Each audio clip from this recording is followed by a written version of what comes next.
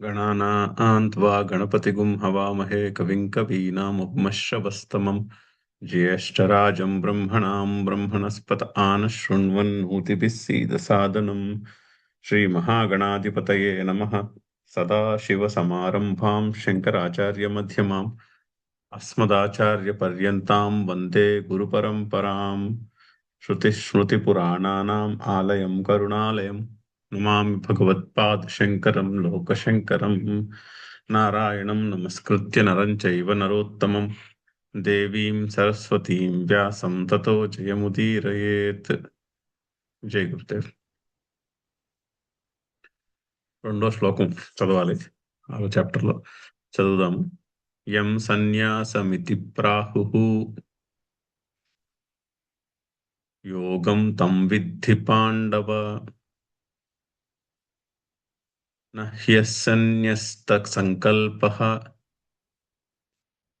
యోగి భవతి కశ్చన. అయితే ముందు శ్లోకంలో అనాశ్రితః కర్మఫలం కార్యం కరోతి యః సః సన్యాసీ చ యోగీ చ నచ నిరగ్నిః నచ అక్రియః అని చెప్పారు. అయితే కర్మయోగాన్ని స్తుతించడానికి చెప్తున్నటువంటి శ్లోకం. కర్మయోగము యొక్క మహిమని స్తుతిస్తున్నారు. అనాశ్రితః కర్మఫలం అంటే కర్మయోగం, కర్మఫలమును మీద ఆసక్తి లేకుండా కార్యం కర్మ అంటే కర్తవ్యం కర్మ. కర్తవ్య కర్మలు అంటే కామ్యకర్మ కాదు, కామ్యం కర్మ కానిది కార్యం కర్మ. నిత్య కర్మలు, కర్తవ్య కర్మలు యహ కరోతి ఎవరైతే చేస్తారో అతడే సన్యాసి యోగి. అతడు సన్యాసి యోగి అంతేనే కానీ కేవలము నిరగ్ని అక్రియ కాదు. నిరగ్ని అంటే అగ్నితో సంబంధం లేనివాడని అర్థం. అంటే అగ్ని శబ్దము అంటే ఇక్కడ అగ్ని శబ్దం అంటే అగ్నిహోత్రము అని ఒక అర్థము. తర్వాత వేద మంత్రాల్లో భార్యకు కూడా అగ్ని అంటే అగ్ని స్థానం. కర్మలు చేయడంలో భార్య ఉండాలి. భార్య ఉంటేనే ఆ పురుషునికి కర్మలు చేయడానికి అర్హత ఉంటుంది. సో అక్కడ అగ్ని శబ్దానికి భార్య అని కూడా అర్థం వస్తుంది. సో నిరగ్ని అంటే భార్యని అంటే సన్యాసి అని అర్థము, భార్యను వదిలేసిన వాడు అని అర్థం. అలాగే గృహస్థులు చనిపోతే దేహాన్ని భస్మం చేస్తారు, కానీ సన్యాసికి అలా చేయరు. ఎందుకంటే అగ్నితో సంబంధము లేదు. సన్యాసి వంట వండుకోడు, అగ్నితో సంబంధము లేదు, అది నిరగ్ని. సో కేవలము ఆశ్రమ రూపమైనటువంటి సన్యాసం పుచ్చుకున్నవాడే సన్యాసి కాదు. ఎవరైతే కర్మఫలాన్ని ఆశ్రయించకుండా తన కర్తవ్య కర్మలు చేస్తూ ఉంటాడో అతడు కూడా సన్యాసియే. కర్మయోగం అనుష్ఠానం చేసే గృహస్థులు పారమార్థిక సన్యాసము తీసుకున్న వాళ్ళకంటే ఏమీ తక్కువ కారు అని చెప్పడానికి చెప్తున్నటువంటి శ్లోకం. సో భాష్యం కూడా చూసాము, భాష్యంలో కూడా క్లారిఫై చేశారు. మీమాంసకుల మతంలో ఈ డెఫినేషన్ ఒప్పుకోరు. అందుకనే అదే అవతారికలో అదే పూర్వపక్షం ఉన్నది. రెండో శ్లోకం యొక్క అవతారికలో అదే పూర్వపక్షము నడుస్తున్నది. కొంత మళ్ళీ ఇంకా మీమాంసకుల యొక్క పూర్వపక్షం అలా. ఎందుకంటే వేదములోను పురాణాల్లోనూ కూడా సన్యాసి అంటే ఒక ఆశ్రమ రూపమైనటువంటి సన్యాసి గురించి చెప్తున్నారు అన్నట్టు అనిపిస్తుంది. సో అలా చెప్తున్నారు కదా. అలా చెప్తుంటే ఆశ్రమంతో సంబంధం లేనటువంటి ఈ రకమైనటువంటి సన్యాసాన్ని మీరు ఎలా డిఫైన్ చేస్తున్నారు అని ప్రశ్న దానికి సమాధానము అవతారికలో చదువుదాం. ఆ ప్రశ్న అవతారిక చూసి అప్పుడు రెండో శ్లోకము ఏం చెప్తున్నారో చూద్దాం. చదువుదాం భాష్యము.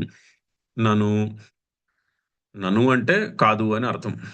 అంటే నను అని ఎక్కడి నుంచి మొదలవుతుందో స్టేట్మెంట్ పూర్వపక్షి డిబేట్లో అపోజింగ్ క్యాండిడేట్ యొక్క వాదన అక్కడి నుంచి మొదలవుతుందని అర్థం. ఆ నను అని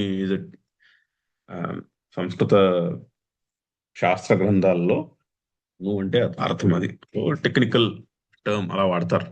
ఒక పాయింట్ ఆఫ్ వ్యూ ఎక్స్ప్రెస్ చేసి పూర్వపక్షి అంటే డిబేట్లో అపోజింగ్ క్యాండిడేట్ యొక్క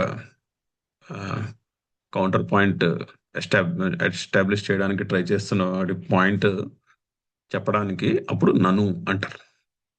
సో నను చ నిరగ్నేహే అక్రియస్యైవ శృతి స్మృతి యోగ శాస్త్రేషు సన్యాసిత్వం యోగిత్వం చ ప్రసిద్ధం. హతమిహ సాగ్నేః సక్రియస్య సన్యాసిత్వం యోగిత్వం చ అప్రసిద్ధం ఉచ్యతే ఇతి. సో ఆ నను నుంచి ఇతి వరకు, ఆ ఇతికి ఇతికి అటు ననుకి మధ్యలో ఉన్న స్టేట్మెంట్ పూర్వపక్షి యొక్క స్టేట్మెంట్. పూర్వపక్షి అంటే అపోజింగ్ క్యాండిడేట్ డిబేట్లో. సో అతను ఏం చెప్తున్నాడు? సో నిరగ్నేహే అక్రియస్య ఇవ అంటే అగ్ని లేనివాడికి కర్మలు లేనివాడికి అని అర్థం. వాళ్ళకే శృతి స్మృతి యోగ శాస్త్రేసు, శృతిలో అంటే వేదంలోను పురాణాల్లోనూ యోగ శాస్త్రంలో కూడా సన్యాసిత్వము యోగిత్వము చెప్పబడి ఉన్నాయి. అంటే సన్యాసి అంటే కర్మలను వదిలేసిన వాడు కదా, కర్మలను వదిలేసిన వాడు. యోగి అంటే సమాధిలో ఉన్నవాడు, మనసులో సమాధానము అంటే సమత్వము ఉన్నవాడు, ఆరు సమాధిలో ఉన్నటువంటి వాడు యోగి. ఈ రెండు కూడా అగ్ని లేనివాడికి క్రియలు లేనివాడికే చెప్పబడ్డాయి వేదంలో, పురాణంలో మరియు యోగ శాస్త్రంలో. అది ప్రసిద్ధమైనటువంటి అర్థం. కథమిహ ఇక్కడ మాత్రం మీరు సాగ్నేహే సక్రియస్య, అగ్ని ఉన్నవాడికి క్రియలు ఉన్నవాడికి స అగ్నేహే సక్రియస్య, వాడికి వాళ్ళకు కూడా సన్యాసిత్వం యోగిత్వం చ అప్రసిద్ధం అర్థం ఉచ్యతే. అప్రసిద్ధం అంటే ఎక్కడా లేనటువంటి కొత్త రకమైన అర్థాన్ని మీరు ఎలా చెప్తున్నారు అని శంకర్ల యొక్క ఇంటర్ప్రిటేషన్ మీద క్వశ్చన్. దానికి శంకర్ల యొక్క సమాధానము. సో ఆ ఆర్గ్యుమెంటేటివ్ రైటింగ్ని డాక్యుమెంట్ చేసే పద్ధతిలో నను నుంచి ఇతి వరకు ఉన్నది పూర్వపక్షి యొక్క పాయింట్. ఆ తర్వాత సిద్ధాంతము పూర్వపక్షము సిద్ధాంతము. సిద్ధాంతము నా అనే దాంతో స్టార్ట్ అవుతుంది. దాని తర్వాత కాదు అని సిద్ధాంతి పూర్వపక్షికి సమాధానం చెప్తున్నారు అనమాట. సిద్ధాంతి అంటే ప్రొపనెంట్, పూర్వపక్షి అంటే ఒపనెంట్. నైష దోష, ఈ దోషము లేదు, మీరు చెప్తున్నటువంటి దోషము వ్యాలిడ్ కాదు. ఎందుకు అంటే ఇప్పుడు అర్థాలు చెప్పడంలో గౌణము అని ఒక ప్రాసెస్ ఉంది, ఆరు ఒక టైప్ ఆఫ్ అండర్స్టాండింగ్ అంటారు గౌణము, ఆరు లక్షణ అని కూడా అంటారు దాన్ని. సంస్కృతంలో శబ్ద వ్యాపారం అంటే వర్డ్ యొక్క ఫంక్షన్. శబ్ద వ్యాపారంలో అభిధ, లక్షణ, వ్యంజన అని 3 రకాల శబ్ద వ్యాపారాలు. అంటే ఒక వర్డ్ సెంటెన్స్లో 3 రకాల మీనింగ్స్ ఉండొచ్చు. ఒకటి అభిధ అంటే వాచ్యార్థం. అభిధ అనే కాగ్నిటివ్ ప్రాసెస్ ద్వారా వాచ్యార్థం వస్తుంది, అభిధ అనే వ్యాపారం ద్వారా. వాచ్యార్థం అంటే లిటరల్ మీనింగ్, డిక్షనరీ మీనింగ్. లక్షణ అంటారు. లక్షణ అంటే లక్షణ అనే వ్యాపారము ద్వారా ఇండికేటెడ్ మీనింగ్ వస్తుంది. సో డిక్షనరీ మీనింగ్ వదిలేసి వేరే మీనింగ్ తెచ్చుకుంటాం. ఇప్పుడు గంగలో పల్లె అని చెప్పాడు అనుకోండి కవి రాథర్. గంగలో పల్లె ఎక్కడ ఉందంటే గంగలో ఉందండి. అంటే గంగలో పల్లె అంటే గంగా ప్రవాహంలో పల్లె ఉండదు కదా, కష్టము, సాధ్యము కాదు. సో దాని అర్థం ఏం చెప్పుకోవాలంటే కొద్దిగా మార్చి చెప్పుకోవాలి. గంగా ప్రవాహ తీరమున ఉన్నటువంటి పల్లె అని చెప్పుకోవాలి. దానికి లక్షణ అంటారు. దాన్ని ఆర్ గౌణము అని కూడా అంటారు. అంటే ఏంటి? గుణమును బట్టి చెప్తున్నారు. అంటే పల్లె గంగా ప్రవాహము పక్కనే ఉన్నది కాబట్టి గంగలో పల్లె. ఇప్పుడు హరిద్వార్ ఎక్కడ ఉంటే గంగలో ఉందని చెప్పచ్చు. అంటే గంగలో ఉందంటే గంగా తీరమున ఉన్నదని అర్థం. అలాగా ఇక్కడ ఆ గౌణ వృత్తిని ఉపయోగించి అర్థం చెప్తున్నారు అని శంకర్లు క్లారిఫై చేస్తారు. ఆ గౌణ వృత్తిని ఉపయోగించి అర్థం చేసుకోవాలి. దేన్ని? సన్యాసి యోగి ఎవరు? అనాశ్రిత కర్మఫలం కార్యం కర్మ కరోతి సహ. అంతేనే కానీ కేవలము నిరగ్ని అక్రియుడు కాదు అని శ్రీకృష్ణుడు అన్న మాటని గౌణ వృత్తి అంటే లక్షణ వ్యాపారంతో అర్థం చేసుకోవాలి. అంటే లిటరల్ మీనింగ్ని కొద్దిగా అడ్జస్ట్ చేసుకుని అర్థం చేసుకోవాలి. అది యాక్సెప్టెడ్ ప్రొసీజర్. సంస్కృతంలో శబ్ద వ్యాపారము అని కావ్యశాస్త్రంలో చెప్తారు. అండ్ నైయాయికులు వాళ్ళు కూడా ఒప్పుకుంటారు. నైయాయికులు, వేదాంతులు వీళ్ళందరూ కూడా ఈ లక్షణ వ్యాపారాన్ని ఒప్పుకుంటారు. సరే, వ్యంజన వ్యాపారము లార్జ్లీ లిమిటెడ్ టు కావ్యము. వ్యంజనము అంటే సెంటెన్స్లో మీనింగ్లో అర్థం చేసుకోవడానికి ఏమీ కష్టం లేదు, కానీ చెప్పకుండానే ఇంకో మాట చెప్తున్నారు అని, దానికి వ్యంజనము అంటాం సంస్కృతంలో. ధ్వని అని కూడా అంటారు. అది కావ్యాలకి, అది మోస్ట్లీ కావ్యాల్లో ఉంటుంది, నార్మల్ సెంటెన్సెస్లో ఉండదు. కానీ అభిధ లక్షణ నార్మల్ సెంటెన్సెస్లో కూడా ఉండొచ్చు. అంటే జస్ట్ మీరు అర్థం చేసుకుందుకు ఎప్పుడైనా మీరు కావ్యం చదివితే ఇలాంటి అబ్జర్వ్ చేయొచ్చు. వ్యంజనము ధ్వని అంటే ఇప్పుడు ఫర్ ఎగ్జాంపుల్, నాకు చాలా ఫేవరెట్ ఎగ్జాంపుల్, వాల్మీకి రామాయణంలో సీతాదేవి అడవులకు వెళ్ళిపోయినప్పుడు చెప్తాడు, సీతాపి అనుగత రామం రోహిణి శశినం యథ. ఒక లైన్ ఉంటుంది పద్యంలో, సీత కూడా రామునితో వెళ్ళిపోయింది, రోహిణి నక్షత్రము చంద్రునితో వెళ్ళినట్టు అని. సెంటెన్స్లో ఏం ప్రాబ్లం లేదు కదా. రోహిణి నక్షత్రము, చంద్రుడు ఎప్పుడు కలిసి ఉంటారు, అలాగే సీతారాములు కలిసి ఉన్నారు. సో అడవికి వెళ్ళినప్పుడు కూడా వాళ్ళు వెళ్ళిపోయారు, కలిసే వెళ్ళారు అన్నారు. బాగానే ఉంది. కాకపోతే అక్కడ కవి చెప్పకుండానే ఇంకో మాట కూడా చెప్తున్నాడు. ఎందుకంటే అక్కడ ప్రస్తావన ఏంటి, అక్కడ కాంటెక్స్ట్ నౌకా విహారం కాదు కదా. నౌకా విహారానికో సినిమాకో వెళ్ళినప్పుడు కూడా ఆ మాట అనొచ్చు. సీతారాములు రోహిణి నక్షత్రము చంద్రుడి లాగా కలిసి వెళ్ళిపోయారని సినిమాకి వెళ్ళారని కూడా అనొచ్చు, తప్పేం. అప్పుడు కూడా పనికొస్తుంది ఆ మాట. కాకపోతే ఇక్కడ కాంటెక్స్ట్ వనవాసగమనము. సో వనవాసగమనంలో పైగా సీతాదేవికి ఆప్షన్ ఉండే, ఆవిడికి మ్యాండేటరీ కాదు, రాముడికే మ్యాండేటరీ వనవాసం, సీతాదేవికి ఆప్షనల్. పైగా రాముడు నువ్వు రావలక్కర్లేదని చెప్పాడు ఆవిడికి.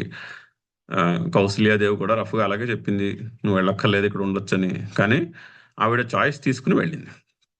అంటే అక్కడ కవి చెప్పకుండానే, సీతాపి అనుగత రామం అనే వాక్యంలో చెప్పకుండానే కవి సీతాదేవి యొక్క క్యారెక్టర్ని పొగుడుతున్నాడు. అంటే ఆవిడకి ఆప్షన్ ఉండి అన్నీ వదిలేసి ఉండి కూడా అన్నీ వదిలేసి వనవాసానికి రాముడితో వెళ్ళిపోయింది అని చెప్తున్నాడు చెప్పకుండానే. దాన్ని వ్యంగ్యము వ్యంగ్యార్థము అంటాం. ధ్వని ధ్వని అంటారు. సంస్కృతంలో వ్యంగ్యము అంటే సజెషన్ అని అర్థం, సజెస్టెడ్ మీనింగ్. అది కవిత్వంలో చాలా ఇంపార్టెంట్. కావ్యం యొక్క గుణములో ఒక గుణం ఏంటంటే హై క్వాలిటీ కావ్యం చూస్తే మీకు ప్రతి సెంటెన్స్లోనో ప్రతి రెండో సెంటెన్స్లోనో వ్యంగ్యార్థాలు కనిపిస్తాయి, ధ్వని వినిపిస్తుంది. అంటే చెప్పకుండానే కవి ఇంకో మాట ఏదో చెప్తున్నాడు. సో అది ఇలాంటి లాజికల్ టెక్స్ట్లో మనకు కనిపించకపోవచ్చు, ఎందుకంటే అది లార్జ్లీ లిమిటెడ్ టు కవిత్వం. కానీ లక్షణ వ్యాపారాన్ని అయితే అందరూ ఒప్పుతారు. నైయాయికులు, వేదాంతులు, మీమాంసకులు అందరూ కూడా లక్షణ వ్యాపారాన్ని ఒప్పుతారు. సో ఇక్కడ లక్షణ వ్యాపారాన్ని ఉపయోగించి మనం అర్థం చేసుకోవాలి అని చెప్తున్నారు శంకర్లు. కయాచిత్ గుణవృత్య, గుణవృత్తి అంటే లక్షణావృత్తి అని అర్థం. ఆ లక్షణకే గౌణము అని ఇంకొక పేరు. సో గుణవృత్తి అంటే లక్షణావృత్తి, అంటే వృత్తి అంటే ఒక వ్యాపారం, ఒక ఫంక్షన్, వర్డ్ ఫంక్షన్. ఇంగ్లీష్లో ట్రాన్స్లేట్ చేస్తే ఇండికేషన్ అంటాం దాన్ని. సో ఇండికేషన్ అనే వర్డ్ ఫంక్షన్ యూస్ చేసి ఈ సెంటెన్స్ని అర్థం చేసుకోవాలి మీరు. సో కయాచిత్ గుణవృత్య ఉభయస్య సంపిపాద ఇషయిత్వాత్. ఈ సంపిపాద ఇషయిత్వాత్ కూడా టెక్నికల్ టర్మ్. సంపాదనము అంటారు. సంపాదనము అంటే ఒక తక్కువ విలువైనటువంటి వస్తువుని చూపెట్టి ఒక దానికంటే ఎక్కువ విలువైనటువంటి వస్తువుని గురించి చెప్పడం. ఒక తక్కువ విలువైనటువంటి విషయమును తెలుపుట ద్వారా అంతకంటే ఎక్కువ విలువ ఉన్న వాటిని ప్రతిపాదించుట, దానికి సంపాదన అని పేరు. టెక్నికల్గా సెంటెన్స్ యొక్క కన్స్ట్రక్షన్ పద్ధతులలో ఇది ఒక పద్ధతి. సంపాదన సంపత్తు అంటారు, సంపత్తు ఆర్ సంపాదన అంటారు. ఆ సంపాదనను ఇక్కడ వాడకోరుతున్నాడు శ్రీకృష్ణుడు ఈ సెంటెన్స్ లో. అంటే అది సంపిపాద ఇషయిత్వాత్ అంటే అర్థం. సో అందుకని మనము గౌణ వృత్తి చేత అర్థము చేసుకోవాలి. ఇప్పుడు చూడండి, పసుపు ముద్దను పెట్టి పసుపు మీద మీరు విఘ్నేశ్వరుణ్ణి ఆపాదిస్తారు, అంటే ఆరోపిస్తారు. ఆరోపించి ఈ పసుపు ముద్దే విఘ్నేశ్వరుడు అనుకో అంటారు. అనుకో అని కూడా చెప్పడం, ఈ పసుపు ముద్దే విఘ్నేశ్వరుడు అంటారు. చిన్న పసుపు ముద్దని మీద మీరు విఘ్నేశ్వరుడు యొక్క ఆ గుణములను పెట్టి గుణవృత్య గౌణ వృత్తి చేత ఇగో ఇదే విఘ్నేశ్వరుడు అంటున్నారు.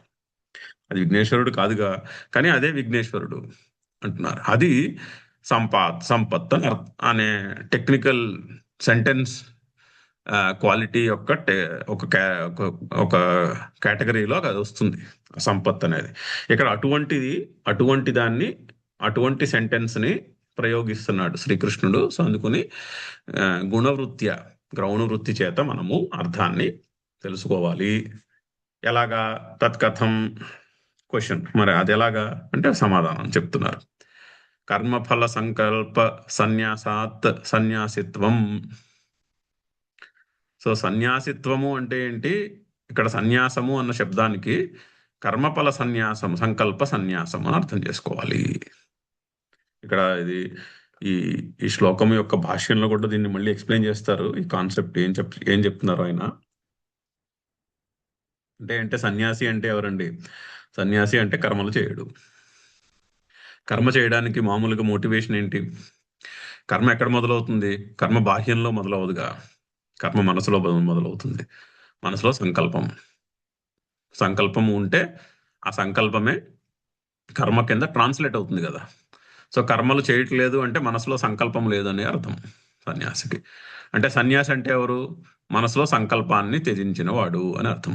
ముందు చాప్టర్లో కూడా అదే వచ్చిందిగా, మనసా సన్యస్యాస్తే అని. సో అలా అర్థం చేసుకుంటే ఇప్పుడు కర్మయోగి అంటే ఎవరు? కర్మయోగి అంటే కర్మఫలాన్ని మీద ఆసక్తి లేకుండా పనిచేసేవాడు. ఒకడు తన ఒరిజినల్ పర్స్పెక్టివ్లోనే కర్మఫలముల యొక్క అంటే కర్మ యొక్క సంకల్పము లేదు. కర్మ యొక్క సంకల్పం లేకుండా తన కర్తవ్యానుష్ఠానం చేస్తున్నాడు. అతడు సన్యాసి. అలాగే ఇంకొకటికి మనసులో కర్మఫలం మీద సంకల్పం అయితే పుట్టింది, కానీ దాన్ని ఇగ్నోర్ చేస్తున్నాడు. అతడు కర్మయోగి. ఇద్దరికి కామన్ క్యారెక్టరిస్టిక్ ఏమిటి? కామన్ గుణం ఏమిటి? కర్మఫల త్యాగం. ఒకడు న్యాచురల్గా చేశాడు, ఇంకొకడు కర్మఫలం మీద కర్మఫల సంకల్ప త్యాగం. ఒకడు న్యాచురల్గా సంకల్ప త్యాగం చేసేసాడు, ఇంకొకడు సంకల్ప త్యాగం చేయలేదు, కానీ అంటే న్యాచురల్గా జరగలేదు, కానీ తను శ్రీకృష్ణుడు చెప్తున్నటువంటి మాటను మనసులో గుర్తుపెట్టుకుని త్యాగం చేశాడు సంకల్పాన్ని. ఒకడు కర్మయోగి, మొదటివాడు సన్యాసి, కర్మ సన్యాసి. ఇద్దరిలోనూ కూడా కర్మఫల త్యాగం ఉంది కదా, ఇద్దరిలోనూ ఆ గుణము కామన్ ఉంది. సో అందుకని ఇద్దరు సమానమే అని చెప్పుకోవాలి, అలా అర్థం చేసుకోవాలి. అది గుణవృత్తి. ఇక్కడ అది ఆ గౌణము, ఆ లక్షణావృత్తి అలా చెప్పుకోవాలి. కర్మ సన్యాసి అంటే కర్మ ఫల సంకల్ప సన్యాసి, సంకల్పము త్యాగము చేసినవాడు. అప్పుడు ఇద్దరు కూడా సంకల్పాన్ని త్యజించారు. సో ఇద్దరు సేమ్, అలా అర్థం చేసుకోవాలని చెప్తున్నారు సంస్కృతంలో. సో కర్మఫల సంకల్ప సన్యాసాత్ సన్యాసిత్వం. అలాగే యోగి అన్నారుగా, యోగి అన్న పదానికి కూడా గౌణ వృత్తి చెప్పాలి. యోగి అన్న పదానికి కూడా లక్షణావృత్తితో సమాధానంలో ఇద్దరు సరిపోవాలి. ఏమిటి యోగి? ఎవరు యోగి? యోగాంగత్వేన కర్మానుష్ఠానాత్ కర్మ ఫల సంకల్పస్యవా చిత్త విక్షేపహేతో పరిత్యాగాత్ యోగిత్వం. యోగిత్వం అంటే, యోగి అంటే ఎవరు? మనస్సులో వికారము లేనివాడు, అంటే విక్షేపము లేనివాడు. అంటే చేంజ్ ఉండదు మనసులో. ఇప్పుడు సంకల్పము త్యజించిన వాడికి కర్మఫలము మీద ఆసక్తి ఉండదు. సో కర్మ మనసులో ఏమి చేంజ్ తీసుకురాదు. ఇప్పుడు సంకల్పం ఉందనుకోండి, మనసులో సంకల్పం ఉంది అంటే అర్థం ఏంటి? ఫలము మీద ఆసక్తి ఉందని అర్థం. కోరిక నుండి ఒక సంకల్పం పుడుతుంది. కోరికే లేకపోతే సంకల్పం పుట్టదు.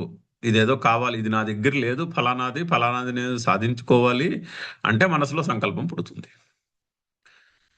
నా దగ్గర ఇప్పుడు ఇక్కడ నేను సాధించవలసింది ఏమీ లేదు, నేను పూర్ణుడిని, నా దగ్గర వెల్లతి ఏమీ లేదు, నేను పూర్ణుడిని అనుకుంటే అసలు సంకల్పానికి చోటే లేదు మనసులో. సో ఆ సో సంకల్పము మనసులో పుట్టింది అంటే ఏమైంది, మనసు యొక్క స్టేట్ లో విక్షేపము జరిగినది, అంటే చేంజ్ వచ్చినది, వికారము వచ్చినది. వికారం అంటే తెలుగు వికారం కాదు, సంస్కృత వికారం. విక్షేపము వచ్చినది. సో చిత్త విక్షేపమునకు హేతువు ఏమిటి? సంకల్పం. సంకల్పానికి హేతు ఏమిటి? కామం. అలా అది ప్రాసెస్. సో చిత్త విక్షేప హేతోహో పరిత్యాగాత్ యోగిత్వం. యోగి అంటే ఎవరు? మనసులో విక్షేపం ఉండకూడదండి. పని చేసినప్పుడు ఆ పని యొక్క ఫలము వచ్చినప్పుడు కూడా మనసులో ఎటువంటి డిస్టర్బెన్స్ ఉండదు. అలాగే సమత్వములో ప్రశాంతంగా ఉంటుంది మనసు. కానీ సంకల్పం ఉన్నవాడికి పని జరిగినప్పుడు ఆ ప్రశాంతము నుంచి ప్రశాంతం పోయి హర్షము పుడుతుంది. పని జరగనప్పుడు, ఫలము దొరకనప్పుడు దుఃఖం పుడుతుంది. అది విక్షేపం. అయితే కర్మయోగము చేయమని చెప్తున్నారు కదా. కర్మయోగం చేయడం అంటే ఏంటి? కర్మయోగం చేయడం అంటే ఫలం మీద ఆసక్తి వదిలేసి పనిచేయడం. ఫలం మీద ఆసక్తి వదిలేసి పనిచేస్తే, కర్మయోగానుష్ఠానం చేస్తే అప్పుడు కూడా చిత్త విక్షేపం ఉండకూడదు. ఎందుకంటే ఫలం మీద ఆసక్తి వదిలేసాంగా, మరి ఇంకప్పుడు జరిగినప్పుడు హర్షము, జరగకపోయినప్పుడు దుఃఖము ఉండరాదు. అది కర్మయోగం అంటే. సో ఆ విధంగా కర్మయోగం చేసిన వాడు కూడా చిత్త విక్షేపము లేకుండా సమాధానము సమాధి స్టేట్లో ఉంటాడు. అందుకుని యోగి. సరే, ఇంకా సర్వకర్మ సన్యాసి గురించి చెప్పాల్సిందే ఉంది. అతను ఎలాగా సంకల్పాన్ని నార్మల్గానే త్యజించేశాడు కాబట్టి అతనికి కూడా చిత్త విక్షేపం ఉండదు. సో ఇద్దరు కూడా యోగి. ఈ విధంగా ఇద్దరు యోగిలు అవ్వారు. సో యోగాంగత్వేన కర్మానుష్ఠానాత్. కర్మానుష్ఠానముకు యోగము అంగము. యోగము అంటే పనిచేయడం, యోగము అంగము. ఆ కర్మఫల సన్యాస సంకల్పస్య వా చిత్త విక్షేప హేతో. సంకల్పము లేదా చిత్త విక్షేపమునకు హేతు అయినటువంటి దాన్ని పరిత్యాగము చేయుట వలన ఇద్దరు యోగులు. యోగిత్వం చ ఇది గౌణం ఉభయం. అందుకని ఇద్దరు కూడా రెండు రెండు పదాలు కూడా, సన్యాసి యోగి కూడా రెండు గౌణ వృత్తి చేత ఆరు లక్షణ వృత్తి చేత సన్యాసికి వర్తిస్తాయి. అంటే ఆశ్రమ రూపమైనటువంటి సన్యాసి ఆర్ పారమార్థిక సన్యాసికి వర్తిస్తాయి. కర్మయోగానుష్ఠానం చేసేవాడికి కూడా వర్తిస్తాయి అని చెప్పండి. అంటే కర్మయోగం యొక్క స్టేటస్ని పెంచేశారు.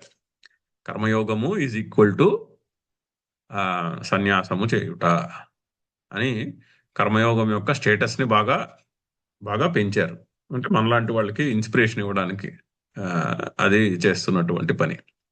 నా పునః ముఖ్యం సన్యాసిత్వం యోగిత్వం చ అభిప్రేతం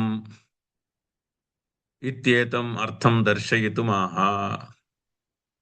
సో గౌణ వృత్తి చేత అర్థం చేసుకోవాలి, కానీ ముఖ్య వృత్తి చేత కాదు. ముఖ్యం అంటే అభిధా వృత్తి, అంటే ముఖ్యార్థం అంటే డిక్షనరీ మీనింగ్ చేత అర్థం చేసుకోకూడదు. ఇక్కడ మనము ఇండికేటెడ్ మీనింగ్, ఒక ఇంపోజ్డ్ మీనింగ్ తోటి, సూపర్ ఇంపోజ్డ్ మీనింగ్ తోటి అర్థం చేసుకోవాలి ఈ వాక్యాన్ని అని చెప్తున్నారు. గౌణ వృత్తి చేత అర్థం చేసుకోవాలి, కానీ ముఖ్యార్థం అర్థం చేసుకోవడం ఇక్కడ అభిప్రాయము కాదు.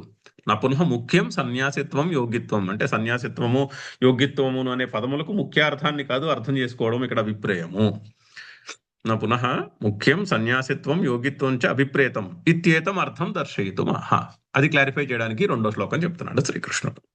చూడండి, ఆ చక్కగా అవతారికి మొదటి శ్లోకానికి రెండో శ్లోకానికి మనకు ఒక పద్ధతి ఏర్పరిచి పెట్టింది. ఓకే, మొదటి శ్లోకంలో ఈ విషయం చెప్పారు, ఈ విషయంలో ఈ కన్ఫ్యూజన్ ఉంటుంది, ఆ కన్ఫ్యూజన్ రిజాల్వ్ చేయాలంటే రెండో శ్లోకం రావాలి అని అప్పుడు రెండో శ్లోకం చెప్తుంది. సో యం సన్యాసం ఇది ప్రాహు యోగం తం విద్ధి పాండవ. ఓ పాండవ, ఏది సన్యాసం అయితే అంటారో అదే యోగం అని కూడా తెలుసుకో అంటున్నాడు. సన్యాసము అంటే నివృత్తి, కర్మలను వదిలేయడం. యోగము అంటే కర్మలను చేయుట, కర్మయోగము అని అర్థం. యోగం అంటే ఇక్కడ యోగ శబ్దానికి కర్మయోగము అని అర్థం. కర్మయోగము అంటే ప్రవృత్తి, లేచి కర్మలు చేయుట. సన్యాసము అంటే నివృత్తి, కర్మలను మానేయట. చూడండి ఎలా చెప్తున్నాడు శ్రీకృష్ణుడు. ఏది సన్యాసమో అదే యోగము, అదే కర్మయోగము అని చెప్తున్నాడు. అని చక్కగా, అంటే ఇటువంటి గంభీరమైన విషయాలు చెప్తున్నప్పుడు అర్థం కావాలంటే కొంచెం సత్వగుణము ప్రధానంగా ఉంటే అర్థమవుతుంది. అందుకని అర్జునుడిని పాండవ అని సంబోధిస్తున్నాడు. పాండవ అంటే ఒక అర్థము ఉమ్, పాండుపుత్రుడు అని అర్థం. పాండుకి జన్మించినవాడు కాబట్టి ఫస్ట్ సిలబల్కి వృద్ధి సంధి అయ్యి పాండవ అయింది. పా దీర్ఘం వచ్చింది. సో దశరథుని పుత్రుడు దాశరథి అయినట్టు ఆ పాండురాజు పుత్రుడు కాబట్టి పాండవుడు అయ్యాడు. అయితే ఆ పాండు శబ్దానికి ఇంకో అర్థం ఉన్నది. ఏంటి? తెల్లని అర్థము, తెలుపు రంగు అని అర్థం.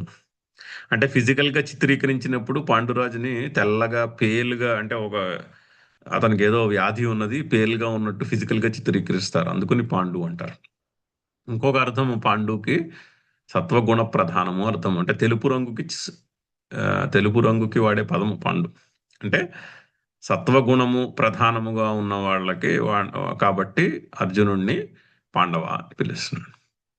అని అంటే నిద్ర నుంచి లేవ తీయడం అని కూడా, సత్వగుణం ప్రధానంగా ఉన్నవాడా అర్థం చేసుకో చెప్పిన మాట సరిగ్గా అని చెప్పడం. అందుకని పాండవ చాలా చక్కని సంబోధన. ఆ కాంటెక్స్ట్, ఆ గంభీరమైనటువంటి వాక్యానికి ఆ సంబోధనకి లింక్. అందుకని పాండవ అని అర్జున అని సంబోధించట్లేదు ఇక్కడ, పాండవ అని సంబోధిస్తున్నాడు. లేచి చక్కగా నీకు సత్వగుణ ప్రధానము అయినటువంటి మనిషివి నువ్వు జాగ్రత్తగా పరిశీలిస్తే చెప్పే వాక్యం అర్థమవుతుంది అని చెప్పడం. యం సన్యాసం ఇది ప్రాహు తం యోగం విద్ధి పాండవ. నహి అసన్యస్త సంకల్ప యోగి భవతి కశ్చన. అసంకల్ప సన్యస్త అంటే సంకల్పమును సన్యాసము చేయనివాడు ఎవడు కూడా యోగి కాజాలడు. నా యోగి భవతి కశ్చన. ఎవడు కూడా సంకల్ప సన్యాసము లేనిదే యోగి అవరు. అంటే మనసులో సంకల్పాన్ని త్యజించినదే ఆ సమాధానము కుదరదు. సమాధి స్టేట్ కుదరదు. సమాధి స్టేట్ కుదరాలి అంటే మనసులో సంకల్పాలని వదిలేసేయాలి. ఇప్పుడు కళ్ళు మూసుకొని ఫర్ ఎగ్జాంపుల్ ధ్యానములో ఉండాలనుకోండి, 10 నిమిషాలు 20 నిమిషాలు ధ్యానం చేయాలంటే మనసులో సంకల్పాలు పుడుతూ అలా సంకల్పాల యొక్క ప్రవాహం నడుస్తూ ఉంటే ధ్యానం ఏం జరుగుతుంది? ధ్యానం ఏం జరగదు. ఆ సంకల్పాల చుట్టూ పరిగెట్టడమే జరుగుతుంది కళ్ళు మూసుకుంటే. ధ్యానం జరగాలి అంటే కళ్ళు మూసుకొని కూర్చుంటే మరి ఇంకప్పుడు సంకల్పాలు రాకూడదు మనసులో. సంకల్పాలని వదిలేసేయాలి. ఒకవేళ వచ్చినా కూడా వాటిని ఇగ్నోర్ చేయాలి మనం. ఒక డెసిషన్తో కూర్చోవాలి. ఎటువంటి సంకల్పం వచ్చినా కూడా నేను ఆ సంకల్పం వెనకాల పరిగెట్టాను, అంటే ఆ సంకల్పం వెనకాల పడి ఆలోచించను. నేను సాక్షిగా ఉండి గమనిస్తాను. ఓకే, ఈ సంకల్పం పుడుతోంది అని అలా ఊరుకోవడం. అలా చూస్తే అదే వెళ్ళిపోతుంది. కాసేపు అవి ఇంకోటి వస్తుంది. ఓహో, ఇప్పుడు ఈ సంకల్పం పుట్టింది అని గ్రహించాలి. లేదా సంకల్పం పుట్టినప్పుడు ఒక్కోసారి మనసు ఆలోచనలో దూకేసి పరిగెట్టేస్తుంది. ఎక్కడో పట్టుకోవాలి. సడన్ గా గుర్తు, సరే ఇలా ఆలోచించేస్తున్నాను ఏమిటి అని స్టెప్ బ్యాక్, ఒక లాంగ్ డీప్ బ్రెత్ తీసుకోవడం, లేకపోతే ఒక ఓంకారం చెప్పుకోవడం, మళ్ళీ కళ్ళు మూసుకొని కూర్చోవడం. ఓకే, నేను సాక్షినే కూర్చుని ఉంటాను. సో సమాధి జరగాలి అంటే సంకల్పాలను వదిలేసేయాలి. నహి బికాస్ అసంకల్ప సన్యస్త అసన్యస్త సంకల్ప పోనీ అసన్యస్త సంకల్ప యోగి నా భవతి. సంకల్పాన్ని త్యజించిన వాడు ఎవడు కూడా యోగి కాజాలడు. చాలా ఇంపార్టెంట్ యాక్సియం. నో సంకల్ప ఇగ్నోరింగ్, నో ధ్యాన, నో సమాధి. ఇగ్నోర్ చేయలేకపోతే సంకల్పాలని మనసులో ధ్యానం అనేది కుదరదు కదా. అందుకని ఏది సన్యాసం అంటున్నామో అదే కర్మయోగం అని కూడా తెలుసుకో. అంటే సన్యాసం అంటే సంకల్పాన్ని న్యాచురల్గా నేను కర్తను కాను అని బుద్ధి నిశ్చయము కుదిరిపోయింది కాబట్టి సంకల్పమే పుట్టదు. నేను కర్తను అనుకుంటుంటే సంకల్పం పుడుతుంది. సంకల్పం పుట్టినప్పుడల్లా మనం గుర్తు చేసుకుని ఆ సంకల్పాన్ని త్యజించుట. సో ఇన్ ఐదర్ కేస్ సంకల్పం యొక్క త్యాగము is the common quality between Karmayogi and సన్యాసి. అండ్ హెన్స్ దేర్ ఫోర్ యం సన్యాసం ఇది ప్రాహు తం యోగం విద్ధి. ఏది సన్యాసం అంటున్నారో అదే కర్మయోగం అని తెలుసుకో. చదువుదాం శంకర్ల భాష్యము. యం సర్వకర్మ తత్ఫల పరిత్యాగ లక్షణం పరమార్థ సన్యాసం ఇది ప్రాహు. ఏదైతే సర్వకర్మ తత్ఫల పరిత్యాగ లక్షణం. పారమార్థ సన్యాసం అంటే ఏంటి? అన్ని కర్మల యొక్క సంకల్పమును త్యజించేశారు, అది లక్షణం. సర్వకర్మ తత్ఫల పరిత్యాగ లక్షణం. ఆ కర్మల యొక్క ఫలములు అన్నింటినీ కూడా, అన్ని కర్మలు కూడా, ఇంక ఇది అది అనేం లేదు, అన్ని కర్మలని కూడా ఫలము పరిత్యాగం చేసిన వాడు పారమార్థిక సన్యాసి, ఆశ్రమ రూపమైనటువంటి సన్యాసి. సో ఏదైతే పారమార్థ సన్యాసం అని అంటున్నామో, స్మృతి ఎవరంటున్నారు? శృతి స్మృతి విత. శృతి స్మృతి తెలిసినటువంటి పండితుల చేత ఏదైతే పారమార్థ సన్యాసం అని చెప్పబడుతున్నదో, యోగం కర్మానుష్ఠాన లక్షణం తం పరమార్థ సన్యాసం విద్ధి జానీహి. ఏది అయితే యోగం ఉన్నదో అంటే కర్మానుష్ఠాన లక్షణం, అదే కర్మయోగం. కర్మానుష్ఠాన లక్షణం కదా. కర్మయోగంలో ఏం చెప్తున్నాడు శ్రీకృష్ణుడు? కర్మలు మానేయమని చెప్పట్లేదు, అన్ని కర్మలు చేయమంటున్నాడు. కాకపోతే ఫలత్యాగము చేసి చేయమంటున్నాడు. మనం చెప్పుకున్నట్టు అన్ని కర్మలు, మనకి ఏ పూజలు ఇష్టమైతే అన్ని పూజలు చేయొచ్చు, కానీ సంకల్పం డిస్కౌంట్ చేయాలి, బాగా డిస్కౌంట్ చేయాలి సంకల్పాన్ని. ఓన్లీ పరమేశ్వర ప్రీత్యర్థం, అంతే. అక్కడితో అయిపోయింది. అక్కడితో సంకల్పాన్ని ఆపేసి ఏ ఏ పూజ చేసినా సంకల్పం అక్కడితో ఆపేసి చేయాలి, అది కర్మయోగం అంటే.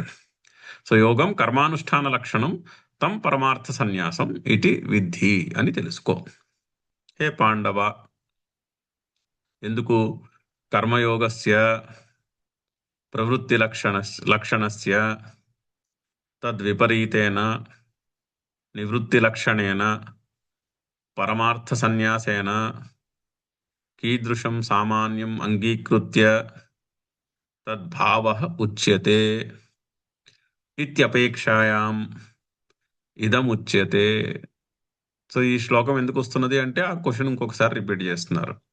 కర్మయోగము ప్రవృత్తి లక్షణము అంటే పనులు చేయాలి, అలాగే సన్యాసము దానికి విపరీతము, రెండు తూర్పు పడమర వంటివి. తద్విపరీతేన నివృత్తి లక్షణేన పరమార్థ సన్యాసేన. పరమార్థ సన్యాసమేమో నివృత్తి అంటే కర్మలను వదిలేయుట, కర్మయోగమేమో ప్రవృత్తి, రెండు తూర్పు పడమరల వల్లే ఉన్నాయి. ఆ విపరీతమైన అర్థాలు చెప్పే వాటిని కీదృశం సామాన్యం అంగీకృత్య, ఎటువంటి సామాన్యమును నువ్వు అంగీకరించి మీరు ఈ భావాన్ని చెప్తున్నారు, అది మనసులో పెట్టుకుని శ్రీకృష్ణుడు ఈ శ్లోకం చెప్తున్నాడు. ఇత్యపేక్షాయ ఇదం ఉచ్యతే. అయితే సాదృశ్యం ఉండాలి రెండింటికి. మరి సామాన్యం సాదృశ్యం ఉండాలి, ఆ సాదృశ్యం అంగీకరించి అర్థం చెప్పుకోవాలి. కీ అస్తి పరమార్థ సన్యాసేన సాదృశ్యం కర్తృద్వారకం కర్మయోగస్య పరమార్థ సన్యాసేన సాదృశ్యం అస్తి. కర్మయోగమునకు పరమార్థ సన్యాసము చేత సాదృశ్యము ఉన్నది. రెండింటికి ఈక్వలెన్స్ థియరీ చెప్తున్నారు. కర్మయోగానికి కర్మ సన్యాసానికి ఈక్వలెన్స్ చెప్తున్నారు. రెండింటికి ఈక్వలెన్స్ ఉన్నది. ఇలాగా కర్తృద్వారకం, కర్తను కాను అని ఒకడు తెలుసుకుని చేస్తున్నాడు, ఇంకొకడు మనసులో గుర్తు చేసుకుని చేస్తున్నాడు. ఆ విధానం ఏంటండి, అందుకని రెండింటికి ఈక్వలెన్స్ ఉన్నది.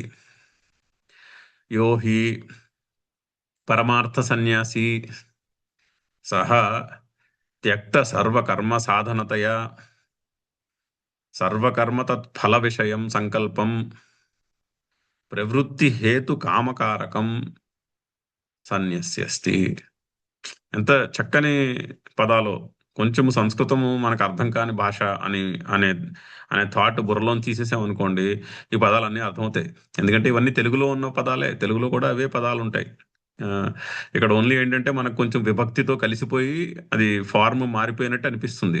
సో అయ్యో ఇది సంస్కృతంలో ఉందే, నాకు అర్థం కావట్లేదే అన్న మాట పక్కన పెట్టేస్తే ఒక్కసారి మీనింగ్ చూస్తే అర్థమైపోదో, ఇది నాకు తెలిసిన పదమే కదా అనిపిస్తుంది. చూడండి ఎంత క్లియర్గా ఉందో. త్యక్త సర్వకర్మ సాధనతయ, అన్ని కర్మలు వదిలేసేయడము అనే ప్రిన్సిపల్ ద్వారా సర్వకర్మ తత్ఫల విషయం సంకల్పం, అన్ని కర్మలు వాటి ఫలములు ఒక విషయంలో ఉన్నటువంటి సంకల్పము ప్రవృత్తి హేతు కామ కారణం. ఆ సంకల్పమే ప్రవృత్తికి కి హేతువు. ఆ ప్రవృత్తికి హేతువు కామకారణం. ప్రవృత్తికి హేతువు కామం అంటే కోరిక.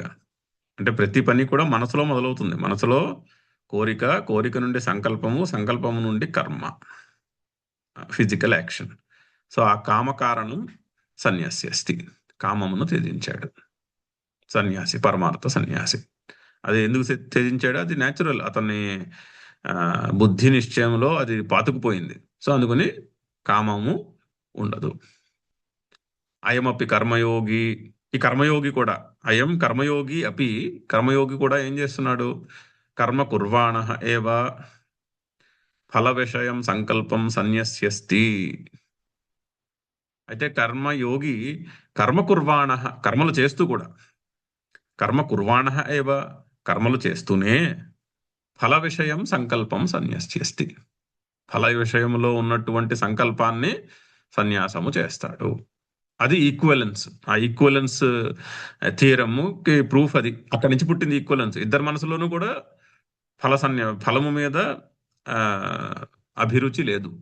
ఒకడికి న్యాచురల్గా వస్తున్నది, ఒకటి తనకు తానే ఎప్పటికప్పుడు గుర్తు చేసుకుని చేస్తున్నాడు, అంతే తేడా. బట్ ఇద్దరి మనసుల్లోనూ కూడా ఫలము మీద ఆసక్తి లేదు. అందుకని ఈక్వలెన్స్. ఇత్యేవం అర్థం దర్శయనాహ. ఈ అర్థాన్ని తెలియజేయుటకే శ్రీకృష్ణుడి శ్లోకం చెప్తున్నాడు.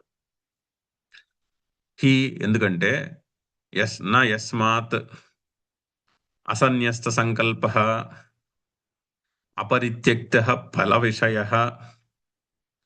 అభిసంధి ఏన సహ అసన్యస్త సంకల్ప కశ్చన కశ్చిదపి అని అర్థం.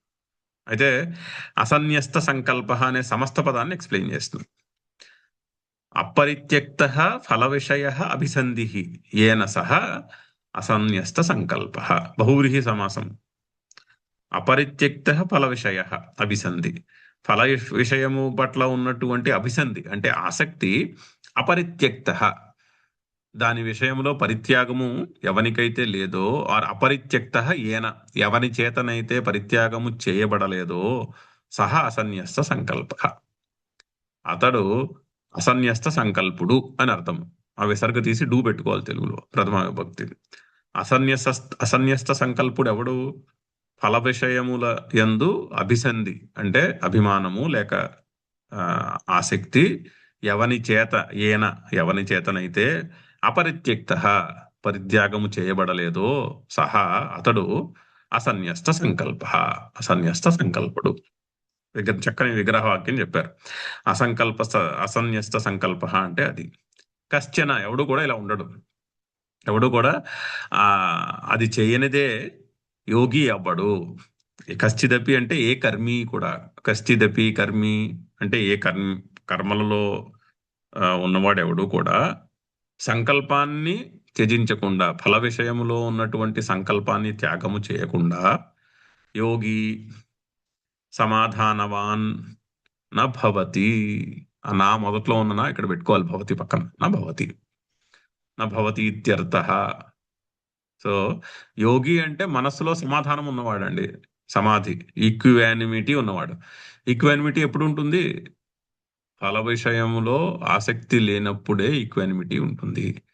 ఫల విషయంలో మనకి ఆసక్తి ఉంది అనుకోండి, అది మనం పక్కన పెట్టలేకపోయాం అనుకోండి, మనసులో ఈక్వానిమిటీ ఉండదు. పైకి మాటల్లో చెప్పినా కూడా ఫలము సిద్ధించినప్పుడు హర్షము, ఫలము సిద్ధించకపోతే దుఃఖము ఆటోమేటిక్గా వచ్చేస్తాయి. ఇప్పుడు సంకల్పము, ఫలము మీద ఆసక్తి ఉన్నప్పుడు, ఫలం మీద ఆసక్తి వదిలేయకుండా, పరిత్యాగం చేయకుండా సమాధానవాన్ నా భవతి, అది సమాధి స్టేట్లో ఉండవలేరు. సరే, ఇక్కడతో ఆపేసి ఇది మనం మళ్ళీ శనివారం నాడు కంటిన్యూ చేద్దాం. ఓం పూర్ణమదః పూర్ణమిదం పూర్ణాత్ పూర్ణముదచ్యతే పూర్ణస్య పూర్ణమాదాయ పూర్ణమేవావశిష్యతే. ఓం శాంతి శాంతి శాంతి. హరి ఓం.